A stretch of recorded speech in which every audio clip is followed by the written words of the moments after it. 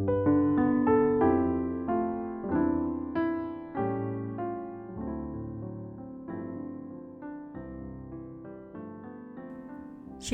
saya akan membaca dari buku Hidup yang Disucikan yang ditulis oleh Ellen G. White. Bab 7, Tabiat Yohanes. Rasul Yohanes lebih istimewa dari saudara-saudaranya sebagai murid yang dikasihi Yesus. Sementara dalam tabiat tak sedikit pun dia pengecut, lemah atau bimbang. Lagi pula dia memiliki sifat ramah, hati yang baik dan kasih. Tampaknya dia sangat menyenangi persahabatan dengan Kristus dan menerima banyak tanda keyakinan dan kasih juru selamat itu. Dialah salah seorang dari 3 murid yang diizinkan menyaksikan kemuliaan Kristus di atas gunung kemuliaan dan penderitaannya di Getsemani. Dan kepada Yohanes jugalah Tuhan kita mempercayakan ibunya pada saat-saat terakhir penderitaannya di kayu salib. Kasih sayang juru selamat kepada muridnya ini telah membuahkan dedikasi yang teguh dan sungguh-sungguh. Yohanes berpaut kepada Kristus seperti carang anggur bergantung pada pokoknya yang kukuh. Demi Tuhannya, ia berani ke ruang pengadilan dan tak beranjak dari salib itu. Dan setelah tersiar kabar bahwa Kristus telah bangkit, ia bergegas ke kubur dengan semangat yang tak terbendung, bahkan mendahului Petrus yang menggebu-gebu itu.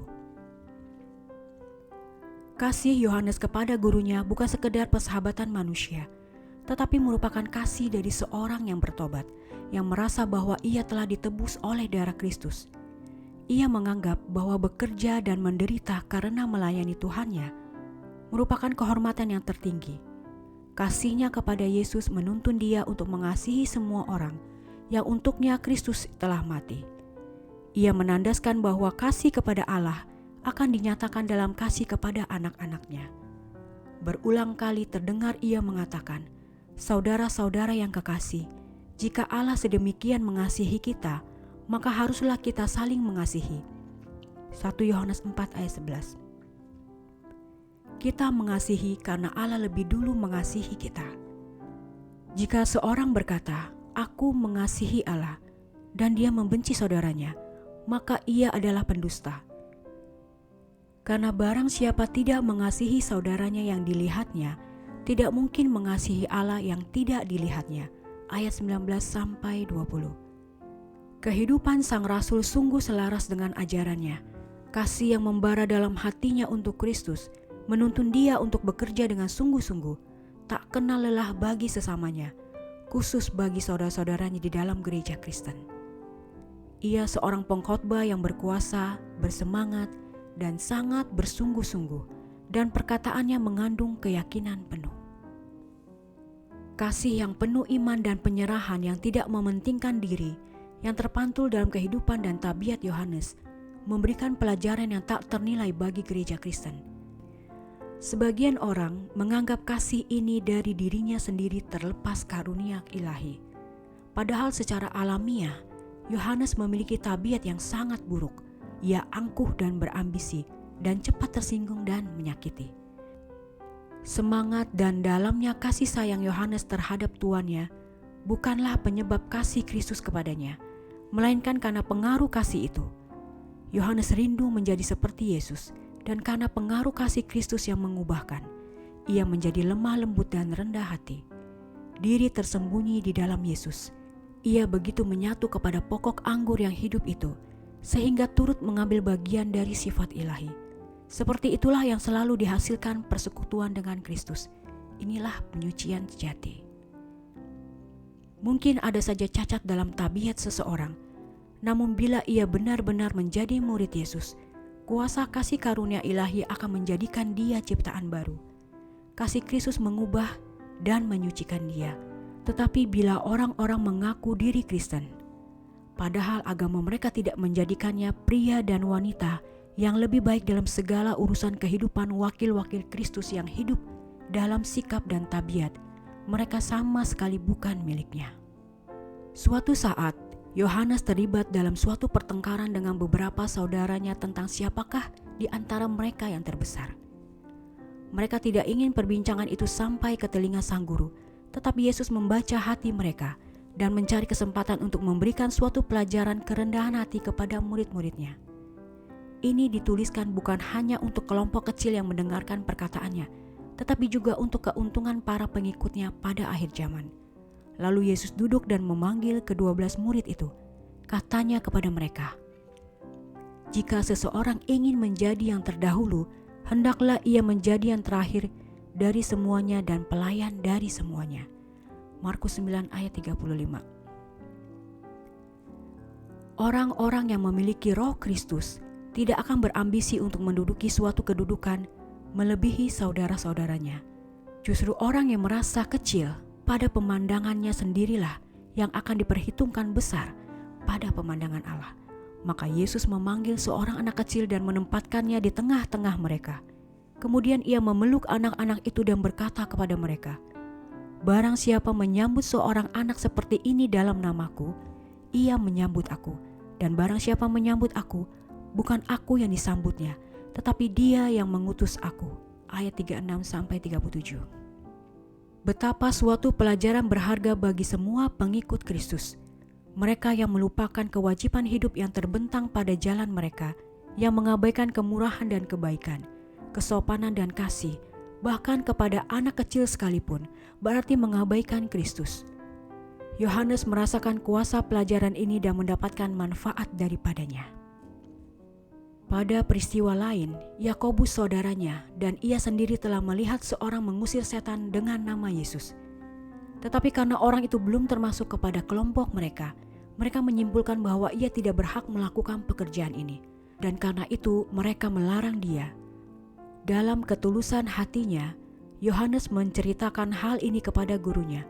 Kata Yesus, "Jangan kamu cegah dia, sebab tidak seorang pun yang telah mengadakan mujizat demi namaku dapat seketika itu juga mengumpat aku. Barang siapa tidak melawan kita, ia ada di pihak kita." Ayat 39-40. Pada peristiwa lain, Yakobus dan Yohanes menyampaikan permintaan melalui ibu mereka agar mereka boleh diizinkan menduduki jabatan tertinggi dalam kemuliaan kerajaan Kristus. Juru selamat menjawab, "Kamu tidak tahu apa yang kamu minta." Markus 10 ayat 38. Betapa banyak kita yang hanya memahami sedikit makna doa. Yesus mengetahui pengorbanan yang tak terbatas yang olehnya kemuliaan harus dibeli. Ketika Dia membawa iman kita itu kepada kesempurnaan yang dengan mengabaikan kehinaan tekun memikul salib. Ibrani 12 ayat 2. Kebahagiaan itu ialah bila melihat jiwa-jiwa diselamatkan oleh kerendahan hatinya, penderitaannya dan pencurahan darahnya. Inilah kemuliaan yang pasti diterima Kristus dan yang telah diminta oleh kedua murid itu agar mereka diizinkan untuk memperolehnya. Yesus bertanya kepada mereka, "Dapatkah kamu meminum cawan yang harus kuminum dan dibaptis dengan baptisan yang harus kuterima?" Jawab mereka, "Kami dapat." Markus 10 ayat 38-39. Betapa kecilnya pemahaman mereka terhadap maksud baptisan itu. Yesus berkata kepada mereka, "Memang kamu akan meminum cawan yang harus kuminum dan akan dibaptis dengan baptisan yang harus kuterima. Tetapi hal duduk di sebelah kananku atau di sebelah kiriku, aku tidak berhak memberikannya. Itu akan diberikan kepada orang-orang bagi siapa itu telah disediakan." Ayat 39-40. Yesus mengerti motivasi yang mendasari permohonan itu, sehingga Dia menegur ambisi dan kesombongan kedua muridnya. "Kamu tahu bahwa mereka yang disebut pemerintah bangsa-bangsa memerintah rakyatnya dengan tangan besi, dan pembesar-pembesarnya menjalankan kuasanya dengan keras atas mereka. Tidaklah demikian di antara kamu. Barang siapa ingin menjadi besar di antara kamu, dan barang siapa ingin menjadi yang terkemuka di antara kamu, hendaklah ia menjadi hamba untuk semuanya. Karena Anak Manusia juga datang bukan untuk dilayani, melainkan untuk melayani dan untuk memberikan nyawanya menjadi tebusan bagi banyak orang." Ayat 42-45. Dalam suatu peristiwa, Kristus mengirim utusan-utusannya ke sebuah perkampungan Samaria, meminta orang-orang di situ menyediakan tempat beristirahat bagi Dia dan murid-muridnya. Tetapi ketika juru selamat tiba di kota, tampaknya ia hendak lewat terus menuju Yerusalem. Ini menimbulkan kebencian pada orang Samaria dan gantinya mengirim utusan untuk mengundang atau mendesak dia agar singgah pada mereka. Mereka menahan penghormatan yang seharusnya mereka berikan kepada orang yang dalam perjalanan jauh. Yesus tidak pernah memaksakan kehadirannya kepada siapa saja, sehingga orang Samaria kehilangan berkat yang seharusnya mereka peroleh sekiranya mereka mengajak dia menjadi tamu mereka. Mungkin kita merasa heran akan perlakuan yang kurang sopan terhadap penguasa alam semesta ini. Tetapi betapa sering kita yang mengaku pengikut-pengikut Kristus melakukan kesalahan yang sama. Apakah kita mendesak Yesus untuk tinggal di hati dan di rumah tangga kita?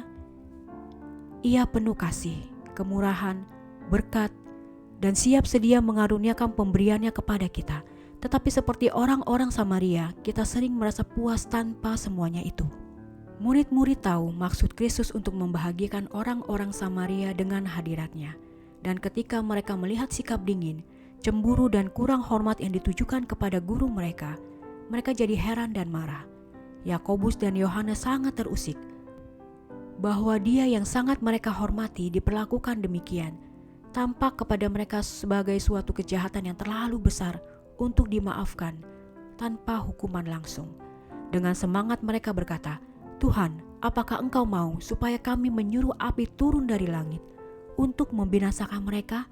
Lukas 9 ayat 54 menunjuk kepada kebinasaan panglima Syria dan pasukannya ketika diutus untuk menangkap Nabi Elia. Yesus menegur murid-muridnya dengan berkata, "Kamu tidak tahu roh apa yang kamu miliki, karena Anak Manusia tidak datang untuk membinasakan, melainkan menyelamatkan mereka." Ayat 55-56. Yohanes dan murid-murid yang lain berada dalam sekolah di mana Kristus adalah gurunya. Mereka yang sedia melihat kekurangan-kekurangan mereka dan ingin memperbaiki tabiat mereka memiliki banyak kesempatan. Yohanes menyimpan setiap pelajaran ini dan senantiasa berusaha menyesuaikan hidupnya dengan pola ilahi. Pelajaran-pelajaran Yesus menetapkan kelemah lembutan, kerendahan hati, dan kasih sebagai unsur penting dalam pertumbuhan dalam kasih karunia dan kelayakan kerja merupakan nilai yang tertinggi bagi Yohanes. Pelajaran-pelajaran ini ditujukan kepada kita secara pribadi dan sebagai saudara bersaudara dalam jemaat, sama seperti kepada murid-murid Kristus yang pertama. Suatu pelajaran penting dapat dipetik dari perbedaan yang nyata di antara tabiat Yohanes dan Yudas. Yohanes adalah suatu contoh yang hidup dari hal penyucian. Di lain pihak, Yudas kelihatan memiliki suatu bentuk kesalehan, sementara tabiatnya lebih bersifat setan ketimbang bersifat ilahi. Dalam perkataan dia mengaku murid Kristus, tetapi dalam perbuatan dia menyangkalnya. Yudas mempunyai kesempatan berharga yang sama dengan Yohanes untuk mempelajari dan meniru pola itu. Ia mendengar pelajaran Kristus, dan tabiatnya mungkin telah diubah kasih karunia ilahi. Tetapi sementara Yohanes dengan sungguh-sungguh memerangi kesalahan-kesalahannya dan berusaha menyatu dengan Kristus, Yudas menentang hati nuraninya, menyerah kepada pencobaan, dan mengikatkan dirinya kepada kebiasaan-kebiasaan tidak jujur yang akan mengubahnya menyerupai citra setan. Kedua murid ini melambangkan dunia Kristen. Semua mengaku pengikut Kristus, tetapi sementara suatu golongan berjalan dengan kerendahan hati dan kesabaran, belajar dari Yesus. Golongan yang satu lagi menunjukkan bahwa mereka bukanlah pelaku firman, tetapi hanya pendengar. Satu golongan disucikan oleh kebenaran, segolongan lagi tidak mengetahui apa-apa tentang kuasa yang mengubah dari kasih karunia ilahi. Golongan yang pertama setiap hari mati terhadap diri dan mengalahkan dosa. Golongan kedua memanjakan nafsu mereka sendiri dan menjadi hamba-hamba setan. Demikianlah bacaan buku Hidup yang Disucikan, Tabiat Yohanes, bab 7. Tuhan memberkati.